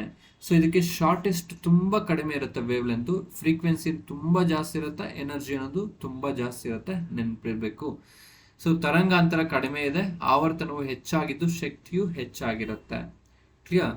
So it was named gamma race by Rutherford. ಈ ಒಂದು ಗಾಮಾ ವಿಕಿರಣ ಅಂತ ಯಾರಪ್ಪ ಹೆಸರಿಟ್ಟಿದ್ದು ಅಂದ್ರೆ ರದರ್ಫೋರ್ಡ್ ಅನ್ನೋ ಒಬ್ಬ ಸೈಂಟಿಸ್ಟ್ ಹೆಸರಿಡ್ತಾನೆ. ನೆನ್ಪಿಡ್ಬೇಕು. ಕ್ಲಿಯರ್? ಸೊ ಈ ಒಂದು ಗಾಮಾ ರೇಸ್ ನ ಏನಕ್ಕೆ ಯೂಸ್ ಮಾಡ್ತೀವಿ? ಏನಾದ್ರೂ ನಮ್ಮ ಬ್ರೈನ್ ಅಲ್ಲಿ ಟ್ಯೂಮರ್ ಇದ್ರೆ ಸೊ ಅದನ್ನ ಪೆನಿಟ್ರೇಟ್ ಮಾಡ್ಲಿಕ್ಕೆ ಈ ಒಂದು ಗಾಮಾ ರೇಸ್ ನ ಯೂಸ್ ಮಾಡ್ತಾರೆ. ನೆನ್ಪಿಡ್ಬೇಕು. ನೋಡಿ, uses of gamma rays: radiation therapy in cancer. Next, sterilisation ಆಗಿ ಬಳಸ್ತಾರೆ. Use to sterilise surgical instrument, ಒಂದು ಶಸ್ತ್ರಚಿಕಿತ್ಸಾ ಉಪಕರಣಗಳನ್ನು ಕ್ರಿಮಿನಾಶಗೊಳಿಸಲು ಇದನ್ನ ಬಳಸ್ತಾರೆ. It is also used in food industry to kill harmful bacteria. ಯಾವುದನ್ನ? ಗಾಮಾ ರೇಸ್ನ. ನೆಕ್ಸ್ಟ್, ಕಂಟೈನರ್ ಸೆಕ್ಯೂರಿಟಿ ಇನಿಷಿಯೇಟಿವ್ ಅಂತ ಕರಿತೀವಿ. ಅದೇನಾದ್ರೂ ಒಂದು ಟ್ರಕ್ ಅಲ್ಲಿ ಏನಾದ್ರು ಲಾರಿಯಲ್ಲಿ, ದೊಡ್ಡ ಲಾರಿಯಲ್ಲಿ ಹೋಗ್ತಿದ್ರೆ ನಮಗೆ ಡಿಟೆಕ್ಟ್ ಮಾಡ್ಲಿಕ್ಕೆ ಆಗಲ್ಲ ಅದ್ರಲ್ಲಿ ಏನಿದೆ ಅಂತ ಹೇಳ್ಬಿಟ್ಟು. ಅದೇ ರೀತಿ ನಾವು ಒಂದು ಗಾಮಾ ರೇಸ್ನ ಪಾಸ್ ಮಾಡಿದಾಗ ನಮ್ಗೆ ಆರಾಮಾಗಿ ಗೊತ್ತಾಗುತ್ತೆ ಅಲ್ಲಿ ಏನು ಹೋಗ್ತಿದೆ. ಯಾಕೆಂದ್ರೆ ನಾವು ಒಂದೊಂದು ಇಳಿಸಿ ಚೆಕ್ ಮಾಡ್ಲಿಕ್ಕೆ ಆಗದೆ. ಅದೇ ಟ್ರಕ್ನ ಈ ಒಂದು ಗಾಮಾ ರೇಸ್ನ ಪಾಸ್ ಮಾಡಿದ್ರೆ ಅದು ಇನ್ ಡೀಟೇಲ್ ಆಗಿ ನಮಗೆ ಕೊಟ್ಬಿಡುತ್ತೆ, ಡೀಟೇಲ್ಸ್ ಏನೇನಿದೆ ಎಲ್ಲ ಅಂತ ಹೇಳ್ಬಿಟ್ಟು. ಅದಕ್ಕೆ ಕಂಟೈನರ್ ಸೆಕ್ಯೂರಿಟಿ ಇನಿಷಿಯೇಟಿವ್ ಆಗಿ ಬಳಸ್ತಾರೆ. ಯಾವ್ದನ್ನ? ಈ ಒಂದು ಗಾಮಾ ರೇಸ್ನ. Clear? Yes. Next coming to the black body ಅಂತ ಕರಿತೀವಿ, ಕಪ್ಪು ವಸ್ತು ಅಂತ ಕರಿತೀವಿ. A perfect absorber and perfect emitter is called black body ಅಂತ ಕರಿತೀವಿ. ಪರಿಪೂರ್ಣ ವಿಕಿರಣಗಳನ್ನು ಹೊರಸೂಸುವ ಮತ್ತು ಹೀರಿಕೊಳ್ಳುವ ವಸ್ತುಗೆ ನಾವು ಕಪ್ಪು ವಸ್ತು ಅಂತ ಕರಿತೀವಿ. 100% absorption, 100% emission is called perfect black body ಅಂತ ಕರಿತೀವಿ. ಕ್ಲಿಯರ್? ಎಸ್. ನೋಡಿ, wave and particle duality of light. Light ಅನ್ನೋದು ವೇವ್ ನೇಚರ್ ಅನ್ನು ಹೊಂದಿದೆ, ಪಾರ್ಟಿಕಲ್ ನೇಚರ್ ಅನ್ನು ಹೊಂದಿದೆ ಅಂತ ನಾವು ಯಾವ ಚಾಪ್ಟರ್ ನೋಡಿದ್ವಿ? ಲೈಟ್ ಚಾಪ್ಟರ್ ಅಲ್ಲಿ ಫಸ್ಟ್ ಪಾರ್ಟ್ 1 ಅಲ್ಲಿ ನೋಡಿದ್ವಿ. ಇನ್ನು ಯಾರು ನೋಡಿಲ್ಲ ಅಂದ್ರೆ go back to playlist, ಒಂದು ಲೈಟ್ ಚಾಪ್ಟರ್ ಪಾರ್ಟ್ 1 ನ ನೋಡ್ಕೊಂಡು ಮತ್ತೆ ಬರ್ಬೋದು. ಕ್ಲಿಯರ್? ಸೊ ನೋಡಿ, ಇಲ್ಲಿ quantum theory describes that matter and light consisting of minute particle that have property of wave nature as well as particle nature. Quantum theory ಹೇಳುತ್ತೆ light ಅನ್ನೋದು wave nature ಅನ್ನು ಹೊಂದುತ್ತೆ, ಪಾರ್ಟಿಕಲ್ ನೇಚರ್ ಅನ್ನು ಹೊಂದುತ್ತೆ ಅಂತ ಹೇಳ್ಬಿಟ್ಟು. So ನಾವು ಅಲ್ಲಿ ಇನ್ ಡೀಟೇಲ್ ಆಗಿ ಡಿಸ್ಕಸ್ ಮಾಡಿದೀವಿ. ಇಲ್ಲಿ ಒಂದು ಪ್ಲಾಂಕ್ಸ್ ಏನ್ ಹೇಳ್ತಾನೆ, ಒಂದು ಐನ್ಸ್ಟೀನ್ ಏನ್ ಹೇಳ್ತಾನೆ, ಫೋಟೋ ಎಲೆಕ್ಟ್ರಿಕ್ ಎಫೆಕ್ಟ್ ಅಂದ್ರೆ ಏನು ಅಂತ ತಿಳ್ಕೊಳ್ತಾ ಹೋಗೋಣ. ಕ್ಲಿಯರ್? ಎಸ್. ನೋಡಿ, ಇಲ್ಲಿ ಪ್ಲಾಂಕ್ಸ್ ಕ್ವಾಂಟಮ್ ಥಿಯರಿ ಅಂತ ಕರಿತೀವಿ. ಪ್ಲಾಂಕ್ಸ್ ನ ಕ್ವಾಂಟಮ್ ನ ಸಿದ್ಧಾಂತ ಅಂತ ಹೇಳ್ಬಿಟ್ಟು. ನೋಡಿ, ಪ್ರಪೋಸ್ಡ್ ಕ್ವಾಂಟಮ್ ಥಿಯರಿ ಇನ್ 1900, 1900 ಇವನು ಈ ಒಂದು ಥಿಯರಿನ ಪ್ರಪೋಸ್ ಮಾಡ್ತಾನೆ. Energy emission and absorption is due to the vibration of micro charge particles. ಶಕ್ತಿಯನ್ನು ಸೂಕ್ಷ್ಮವಾದ ಎಲೆಕ್ಟ್ರಾನ್ಗಳ ವಿಭವಾಂತರದಿಂದ ಶಕ್ತಿಯನ್ನು ಹೀರಿಕೊಳ್ಳುತ್ತವೆ ಮತ್ತು ಹೊರಸೂಸುತ್ತವೆ ಅಂತ ಹೇಳ್ತಾನೆ. So substances absorb or radiate energy in the discontinuous manner ಅಂತ ಹೇಳ್ತಾನೆ. ಸ್ವಲ್ಪ ಆದ್ಮೇಲೆ ಸ್ವಲ್ಪ, ಸ್ವಲ್ಪ ಆದ್ಮೇಲೆ ಸ್ವಲ್ಪ, ಈ ತರ ಒಂದು ಎನರ್ಜಿ ಅನ್ನೋದು ರೇಡಿಯೇಷನ್ ಮೂಲಕ ಬಿಡುಗಡೆ ಆಗ್ತಿದೆ ಅಥವಾ ಅಬ್ಸರ್ವ್ ಮಾಡ್ಕೊಳ್ತಿದೆ ಅಂತ ಹೇಳ್ತಾನೆ. ಯಾರು? ಈ ಒಂದು Planck's. This process takes place in the form of small packets. ಈ ಒಂದು ಪ್ರೋಸೆಸ್ ಯಾವ ರೀತಿ ಆಗುತ್ತೆ ಅಂದ್ರೆ ಪ್ಯಾಕೆಟ್ಸ್ ಅಂದ್ರೆ ಪೊಟ್ಟಣಗಳ ಮೂಲಕ ನಡೆಯುತ್ತೆ. ಈ ಒಂದು ಪ್ರಕ್ರಿಯೆಯು ಪೊಟ್ಟಣಗಳ ರೂಪದಲ್ಲಿ ನಡೆಯುತ್ತೆ. ಆ ಪೊಟ್ಟಣಗಳಿಗೆ ಇವನೇನಂತ ಕರೆದ? ಕ್ವಾಂಟಾ ಅಂತ ಕರೆದ. ಏನ್ ಕರೆದ? The energy release in the form of quantum and propagate in the form of waves. ಆ ಒಂದು ಪೊಟ್ಟಣಗಳಿಗೆ ಏನಂತ ಕರೆದ? ಪಾಕೆಟ್ಸ್ಗೆ ಕ್ವಾಂಟಮ್ ಅಂತ ಕರೆದ ಅಥವಾ ಕ್ವಾಂಟಾ ಅಂತ ಕರೆದ. ಶಕ್ತಿಯು ಕ್ವಾಂಟಾ ರೂಪದಲ್ಲಿ ಬಿಡುಗಡೆ ಆಗಿ ನಂತರ ಅದು ಅಲೆಗಳ ರೂಪದಲ್ಲಿ ಪ್ರಸರಣವಾಗುತ್ತೆ ಅಂತ ಹೇಳ್ತಾ. It is propagate in the form of waves after released in the form of quanta, then it is propagate in the form of waves ಅಂತ ಹೇಳ್ತಾನೆ. ಯಾರು? ಪ್ಲಾಂಕ್ಸ್. ಬಟ್ ಈ ಒಂದು ಪ್ಲಾಂಕ್ಸ್ ಹೇಳಿರೋದು ಆಲ್ಮೋಸ್ಟ್ ನಿಯರ್ ಇತ್ತು, ಬಟ್ ಅದು ಅಕ್ಸೆಪ್ಟಬಲ್ ಆಗಿಲ್ಲ. ಅವನು ಕ್ವಾಂಟಾ ಅಂತ ಎಲ್ಲ ಹೇಳ್ದ, ಪ್ಯಾಕೆಟ್ಸ್ ಅಂತ ಹೇಳ್ದ, ಸೊ ಕಂಟಿನ್ಯೂಟಿ ಇಲ್ಲ ಅಂತ ಹೇಳ್ದ. ಯಾರು? ಡಿಸ್ಕಂಟಿನ್ಯೂಸ್ ಮ್ಯಾನರ್ ಅಂತ ಹೇಳ್ದ. ಯಾರು? ಪ್ಲಾಂಕ್ಸ್. ಸೊ ನೆಕ್ಸ್ಟ್ ಯಾರು ಬರ್ತಾರಂದ್ರೆ, ಸೊ ಐನ್ಸ್ಟೀನ್ ಬರ್ತಾನೆ. ಐನ್ಸ್ಟೀನ್ ಬಂದು ಈ ಒಂದು ಫೋಟೋ ಎಲೆಕ್ಟ್ರಿಕ್ ಎಫೆಕ್ಟ್ ಬಗ್ಗೆ ಒಂದು ಕ್ಲಾರಿಟಿಯನ್ನ ಕೊಡ್ತಾನೆ. ಯಾರು? ಐನ್ಸ್ಟೀನ್. ನೋಡಿ, ಬೆಳಕಿನ ಪ್ರತಿಯೊಂದು ಫೋಟೋನ್ hν ಅಷ್ಟು ಶಕ್ತಿಯನ್ನು ಹೊಂದಿರುತ್ತದೆ. ಅಂದ್ರೆ ಬೆಳಕು, ಲೈಟ್ ಅನ್ನೋದು ಹ್ಯಾವಿಂಗ್ ಫೋಟಾನ್ಗಳನ್ನು ಹೊಂದಿರುತ್ತೆ. ಎನರ್ಜಿ ಎಷ್ಟಿರುತ್ತೆ? hν is equal to hν ಅಷ್ಟು ಎನರ್ಜಿಯನ್ನು ಹೊಂದಿರುತ್ತೆ ಅಂತ ಹೇಳ್ತಾನೆ. ಫೋಟಾನ್ ಲೋಹದ ಮೇಲ್ಮೈಗೆ ನುಗ್ಗಿ ತನ್ನ ಶಕ್ತಿಯನ್ನು ಎಲೆಕ್ಟ್ರಾನ್ಗೆ ವರ್ಗಾಯಿಸುತ್ತೆ. ಫಾರ್ ಎಕ್ಸಾಂಪಲ್, ಇಲ್ಲಿ ಲೋಹ ಇದೆ ಅಂತ ಇಟ್ಕೊಳ್ಳಿ. ಇಲ್ಲಿರೋ ಒಂದು ಎಲೆಕ್ಟ್ರಾನ್ಗೆ ಈ ಒಂದು ಫೋಟಾನ್ ಹೋಗಿ ಶಕ್ತಿಯನ್ನು ವರ್ಗಾಯಿಸುತ್ತೆ. ಸೊ ಅದನ್ನ ಹೇಳ್ತಾ ಇರೋದು. ಲೋಹದ ಎಲೆಕ್ಟ್ರಾನ್ಗಳು ಒಳ ಆಕರ್ಷಣೆಯ ಶಕ್ತಿಗೆ ಒಳಪಡುತ್ತವೆ. ಈ ಫೋಟಾನ್ನೊಂದಿಗೆ ಆಕರ್ಷಣೆಗೆ ಒಳಪಟ್ಟು ಏನಾಗುತ್ತೆ? ಇದು ಫೋಟಾನ್ನ ಶಕ್ತಿ ಎಲೆಕ್ಟ್ರಾನ್ನ ಶಕ್ತಿಗಿಂತ ಜಾಸ್ತಿ ಇದ್ರೆ ಇದು ಆಚೆಗೆ ಬರುತ್ತೆ. ಕ್ಲಿಯರ್? ನೋಡಿ, ಇಲ್ಲಿ ವರ್ಗಾಯಿಸಿದ ಶಕ್ತಿಯು ಒಳ ಆಕರ್ಷಣಾ ಶಕ್ತಿಗಿಂತ ಅಧಿಕವಾಗಿದ್ದರೆ ಮಾತ್ರ ಎಲೆಕ್ಟ್ರಾನ್ ಹೊರಬರಲು ಸಾಧ್ಯವಾಗಿರುತ್ತೆ. Photon energy is greater than electric electron energy, then only electron will come out from the metal surface. ನೋಡಿ, ಒಂದು ಫೋಟಾನ್ ಇಂದ ಒಂದು ಎಲೆಕ್ಟ್ರಾನ್ ಹೊರಬರಲು ಸಾಧ್ಯವಾಗುತ್ತೆ. One photon will kick out one electron from the metal surface ಅಂತ ಹೇಳ್ಬೋದು.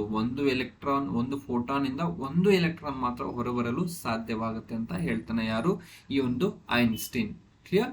So Einstein ಒಂದು planks ಏನ್ ಮಾಡ್ದ, ಅವನು ಏನ್ ಹೇಳ್ದ ಅದನ್ನೇ ಆಧಾರವಾಗಿಟ್ಕೊಂಡು ಮುಂದೆ ಎಕ್ಸ್ಪ್ಲೈನ್ ಮಾಡ್ತಾ ಹೋಗ್ತಾನೆ. ಯಾರು? ಈ ಐನ್ಸ್ಟೀನ್. ನೋಡಿ, ಇಲ್ಲಿ ಆಲ್ಬರ್ಟ್ ಐನ್ಸ್ಟೀನ್ ಕ್ವಾಂಟಮ್ ಥಿಯರಿ ಎಷ್ಟರಲ್ಲಿ ಎಕ್ಸ್ಪ್ಲೈನ್ ಮಾಡ್ದ? ಇವನು 1905 ಅಲ್ಲಿ ಎಕ್ಸ್ಪ್ಲೈನ್ ಮಾಡ್ದ. ಇದು ಬೆಳಕಿನ ಕಣಗಳನ್ನು ಫೋಟಾನ್ಗಳಂತ ಕರೆದ. ಸೊ ಫೋಟಾನ್ಗಳು ಏಕರೂಪ ಮಾಧ್ಯಮದಲ್ಲಿ ಮಾತ್ರ ಚಲಿಸ್ತವೆ, ಒಂದು ಸರಳ ರೇಖೆಯಲ್ಲಿ ಚಲಿಸ್ತವೆ ಅಂತ ಹೇಳ್ದ. ಫೋಟಾನ್ಗಳು ಬೆಳಕಿನ ವೇಗಕ್ಕೆ ಸಮವಾಗಿರುತ್ತೆ ಅಂತ ಹೇಳ್ದ. ಫೋಟಾನ್ಗಳು ಒಂದು ಮಾಧ್ಯಮದಿಂದ ಮತ್ತೊಂದು ಮಾಧ್ಯಮಕ್ಕೆ ಹೋದಾಗ ಅದರ ಶಕ್ತಿ ಬದಲಾಗುವುದಿಲ್ಲ ಅಂತ ಹೇಳ್ತಾನೆ. ಫೋಟಾನ್ಗಳಿಗೆ ಯಾವ ಆವೇಶವೂ ಇರುವುದಿಲ್ಲ, ಅವು ತಟಸ್ಥವಾಗಿದೆ ಅಂತ ಹೇಳ್ತಾನೆ. ಕ್ಲಿಯರ್? ಸೊ ಇಲ್ಲಿ ನೋಡಿ, ಇದು ಮೆಟಲ್ ಸರ್ಫೇಸ್, ಇಲ್ಲಿ ಫೋಟಾನ್ ಬರ್ತದೆ. ಫೋಟಾನ್ ಬಂದು ಈ ಎಲೆಕ್ಟ್ರಾನ್ಗೆ ಹಿಟ್ ಮಾಡಿಬಿಟ್ಟು, ಅಥವಾ ಈ ಒಂದು ಫೋಟಾನ್ ಈ ಎಲೆಕ್ಟ್ರಾನ್ಗೆ ಹಿಟ್ ಮಾಡಿಬಿಟ್ಟು ಫೋಟಾನ್ ಎನರ್ಜಿ ಜಾಸ್ತಿ ಇರುತ್ತೆ, ಅವಾಗ ಎಲೆಕ್ಟ್ರಾನ್ ಹೊರಬರಲಿಕ್ಕೆ ಸಾಧ್ಯವಾಗಿರುತ್ತೆ. ಕ್ಲಿಯರ್? ಎಸ್. ನೋಡಿ, ಇಲ್ಲಿ ಐನ್ಸ್ಟೀನ್ ಗಾಟ್ ನೊಬೆಲ್ ಪ್ರೈಸ್ ಇನ್ 1921, 1921ರಲ್ಲಿ ನೊಬೆಲ್ ಪ್ರೈಸ್ ಸಿಗುತ್ತೆ. ಯಾವುದಕ್ಕೆ ಅಂದರೆ because of photo electric effect. ಅರ್ಥ ಆಯ್ತಲ್ವಾ? ಫೋಟೋ ಎಲೆಕ್ಟ್ರಿಕ್ ಎಫೆಕ್ಟ್ಗೆ ಯಾರಿಗೆ ನೊಬೆಲ್ ಸಿಗುತ್ತೆ ಅಂದರೆ ಐನ್ಸ್ಟೀನ್ಗೆ ಸಿಗುತ್ತೆ 1921ರಲ್ಲಿ. Next, Einstein is the best known for the theory of general relativity. So theory of relativity ಅಂತ ಏನು ಹೇಳ್ತೀವಿ ಅದನ್ನು ಕೂಡ ಎಕ್ಸ್ಪ್ಲೈನ್ ಮಾಡಿದ್ದು ಯಾರಪ್ಪ ಅಂದರೆ ಐನ್ಸ್ಟೀನ್ ಎಕ್ಸ್ಪ್ಲೈನ್ ಮಾಡಿರ್ತಾನೆ, ನೆನ್ಪಿಡಬೇಕು. ರಿಲೇಟಿವಿಟಿ. ಕ್ಲಿಯರ್? ಎಸ್. ನೋಡಿ, ಇಲ್ಲಿ ಫೋಟೋ ಎಲೆಕ್ಟ್ರಿಕ್ ಎಫೆಕ್ಟ್ ಅಂದ್ರೆ ಏನು? When light falls on a metal surface, ಇಲ್ಲಿ ಗಮನಿಸಬಹುದು ಡಯಾಗ್ರಾಮ್ ಅಲ್ಲಿ, when light falls on a metal surface, electrons can eject from the surface of the metal. This phenomena is known as photo electric effect ಅಂತ ಕರಿತೀವಿ. ಬೆಳಕಿನ ವರ್ತನೆಯಿಂದ ವಸ್ತುಗಳು ಎಲೆಕ್ಟ್ರಾನ್ಗಳನ್ನು ಉತ್ಸರ್ಜಿಸುವುದನ್ನು ದ್ಯುತಿವಿದ್ಯುತ್ ಪರಿಣಾಮ ಅಂತ ಕರಿತೀವಿ, ನೆನ್ಪಿಡಬೇಕು. ಕ್ಲಿಯರ್? ಎಸ್. ಹಾಗಾದ್ರೆ ಒಂದು ಫೋಟೋ ಎಲೆಕ್ಟ್ರಿಕ್ ಎಫೆಕ್ಟ್ ಆಗಬೇಕು ಅಂದ್ರೆ ನಮ್ಗೆ ಏನೇನು ರೀಸನ್ ಬೇಕು, ಏನೇನು ಕಾರಣ ಆಗುತ್ತೆ ಅಂದ್ರೆ, ಒನ್ ಇಸ್ ಥ್ರೆಶೋಲ್ಡ್ ಫ್ರೀಕ್ವೆನ್ಸಿ ಅಂತ ಬರುತ್ತೆ, ನಿರ್ಣಾಯಕ ಆವೃತ್ತಿ ಅಂತ ಕರಿತೀವಿ. ಏನಪ್ಪಾ ಈ ಒಂದು ನಿರ್ಣಾಯಕ ಆವೃತ್ತಿ ಅಂದ್ರೆ? ಸೊ ನೋಡಿ, ಇಲ್ಲಿ minimum frequency required to eject the freely bounded electrons from outermost orbit of metal surface is called threshold frequency. ಅಂದ್ರೆ ಈ ಒಂದು ಮೆಟಲ್ ಸರ್ಫೇಸ್ ಮೇಲೆ ಇರುವ ಒಂದು ಎಲೆಕ್ಟ್ರಾನ್ಗಳಿಗೆ ಎಷ್ಟು ಆವೃತ್ತಿಯನ್ನು ಕೊಟ್ರೆ, ಅಥವಾ ಎಷ್ಟು ಆವೃತ್ತಿಯಲ್ಲಿ ಹೋಗಿ ಫೋಟಾನ್ಗಳು ಅದನ್ನ ಹಿಟ್ ಮಾಡಿದ್ರೆ ಒಂದು ಆ ಎಲೆಕ್ಟ್ರಾನ್ ಆಚೆ ಬರುತ್ತೋ ಆ ಆವೃತ್ತಿಗೆ ನಾವೇನಂತ ಕರಿತೀವಿ? ನಿರ್ಣಾಯಕ ಆವೃತ್ತಿ ಅಂತ ಕರಿತೀವಿ, ಅಥವಾ ಥ್ರೆಶೋಲ್ಡ್ ಫ್ರೀಕ್ವೆನ್ಸಿ ಅಂತ ಕರಿತೀವಿ. ನೋಡಿ, ಇಲ್ಲಿ ಸಾಮಾನ್ಯವಾಗಿ ಲೋಹಗಳ ಅಂತಿಮ ಕಕ್ಷೆಯಲ್ಲಿರುವ ಎಲೆಕ್ಟ್ರಾನ್ಗಳು ನ್ಯೂಕ್ಲಿಯಸ್ನೊಂದಿಗೆ ಸಡಿಲವಾಗಿ ಬಂಧಿತವಾಗಿರುತ್ತೆ. ಈ ರೀತಿ ಎಲೆಕ್ಟ್ರಾನ್ಗಳು ಹೊರಬರಲು ಒದಗಿಸಬೇಕಾದ ವಿಕಿರಣಕ್ಕೆ ನಿರ್ಣಾಯಕ ಆವೃತ್ತಿ ಅಂತ ಕರಿತೀವಿ. ಅರ್ಥ ಆಯ್ತಲ್ವಾ? ಎಸ್. ನೆಕ್ಸ್ಟ್ ನೋಡಿ, ವರ್ಕ್ ಫಂಕ್ಷನ್ ಅಂತ ಕರಿತೀವಿ.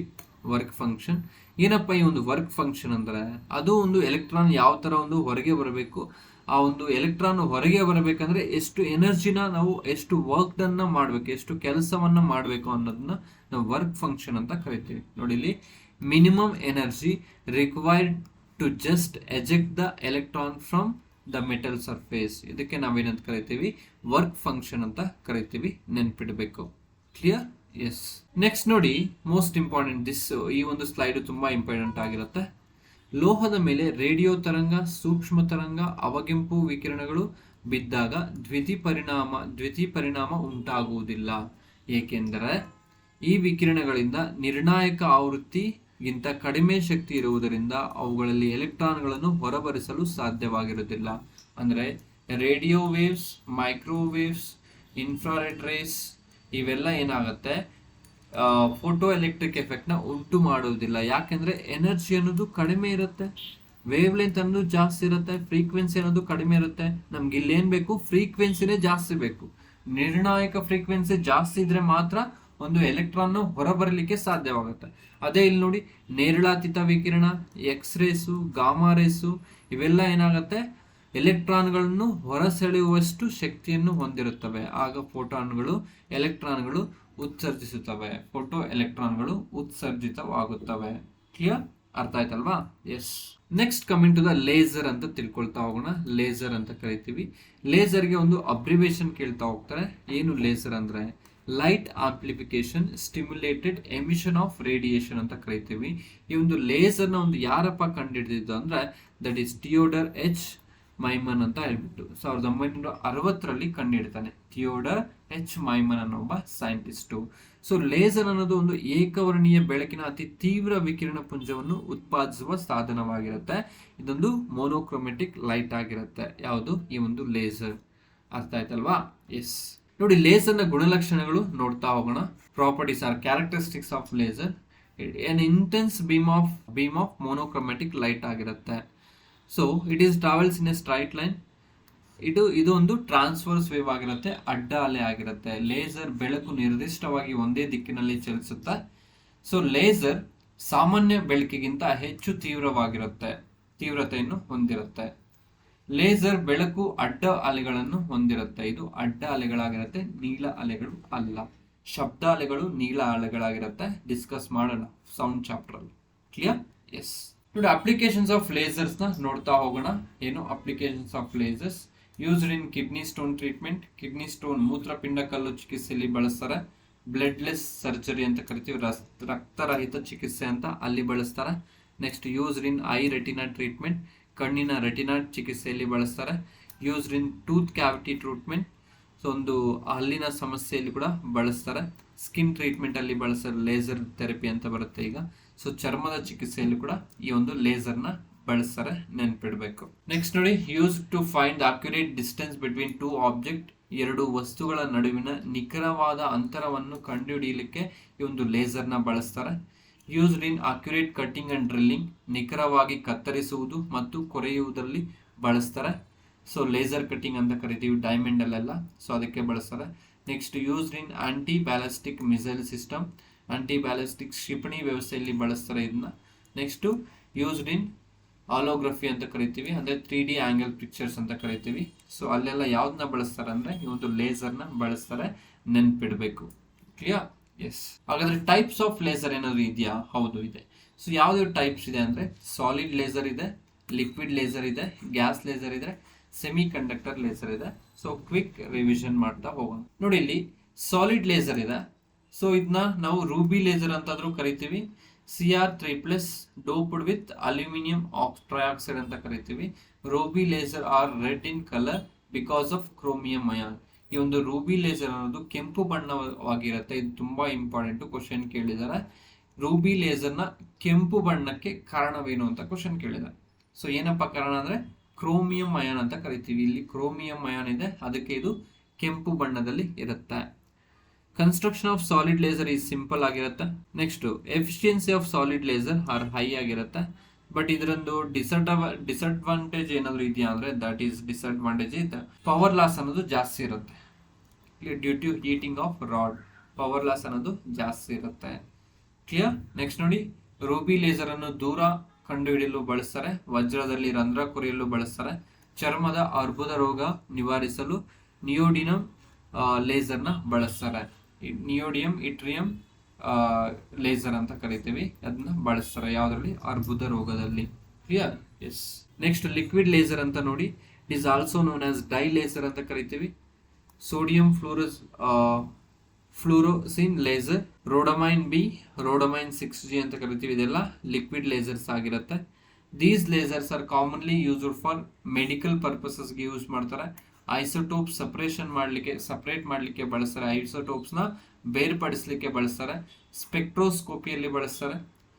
ನೆಕ್ಸ್ಟ್ ಇದು ತುಂಬಾ ಎಕ್ಸ್ಪೆನ್ಸಿವ್ ಆಗಿರುತ್ತೆ, ತುಂಬಾ ದುಬಾರಿ ಆಗಿರುತ್ತೆ. ಯಾವುದು? Liquid laser compare to solid laser. Next gas laser ಅಂತ ಕರಿತೀವಿ, ಅನಿಲ laser. So example atomic gas laser, that is helium neon laser ಅಂತ ಕರಿತೀವಿ. Molecular gas laser, carbon dioxide laser ಅಂತ ಕರಿತೀವಿ. ಆರ್ಗನ್ ಲೇಸರ್ ಅಂತ ಕರಿತೀವಿ. ಇದೆಲ್ಲ ಯಾವುದಕ್ಕೆ ಎಕ್ಸಾಂಪಲ್ಸ್ ಅಂದ್ರೆ ಗ್ಯಾಸ್ ಲೇಸರ್ಗೆ ಎಕ್ಸಾಂಪಲ್ಸ್ ಆಗಿರುತ್ತೆ, ನೆನ್ಪಿಡ್ಬೇಕು. ನೆಕ್ಸ್ಟ್ ನೋಡಿ, ಸೆಮಿ ಕಂಡಕ್ಟರ್ ಲೇಸರ್ ಅಂತ ಕರಿತೀವಿ. Also known as diode laser ಅಂತ ಕರಿತೀವಿ. Next it is small in appearance and size, ತುಂಬಾ ಸಣ್ಣದಿಗಿರುತ್ತೆ diode laser. Gallium arsenal laser are the used. ಇಲ್ಲಿ ಯಾವ್ದು ಯೂಸ್ ಮಾಡ್ತಾರೆ ಅಂದ್ರೆ ಗ್ಯಾಲಿಯಂ ಆರ್ಸೆನಲ್ ಲೇಸರ್ ನ ಯೂಸ್ ಮಾಡ್ತಾರೆ. These lasers are find applications in optical cable communication.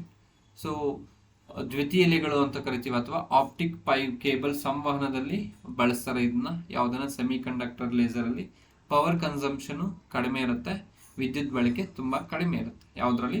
Semi conductor laser ಅಲ್ಲಿ. ಅರ್ಥ ಆಯ್ತಲ್ವಾ? ಎಸ್ ನೋಡಿ friends, this is all about today's class. ಯಾವ್ದು ಚಾಪ್ಟರ್? ಎಲೆಕ್ಟ್ರೋಮ್ಯಾಗ್ನೆಟಿಕ್ ರೇಡಿಯೇಷನ್ಸ್ ಅಂತ ನೋಡಿದ್ದೀವಿ. ವಿದ್ಯುತ್ ಕಾಂತೀಯ ವಿಕಿರಣಗಳು ಅಂತ ತುಂಬಾ ಡೀಟೇಲ್ ಆಗಿ ತಿಳ್ಕೊಂಡಿದ್ದೀವಿ. ಇನ್ನು ಏನಾದರೂ ಅಲ್ಲಲ್ಲಿ ಪಾಯಿಂಟ್ಸ್ ಬಿಟ್ಟಿದ್ರೆ ನೀವು ಆಡ್ ಮಾಡ್ಕೊಳ್ಳಿ, ಮತ್ತೆ ಬೇರೆ ಕ್ಲಾಸ್ ಮಾಡುವಾಗ ಏನಾದರೂ ಪಾಯಿಂಟ್ಸ್ ಬಿಟ್ಟಿದ್ರೆ ನಾನು ಅದನ್ನ ಆಡ್ ಮಾಡ್ತಾ ಹೋಗ್ತೀನಿ. Clear? Yes. Thank you. Next ಕ್ಲಾಸಲ್ಲಿ ಸಿಗೋಣ.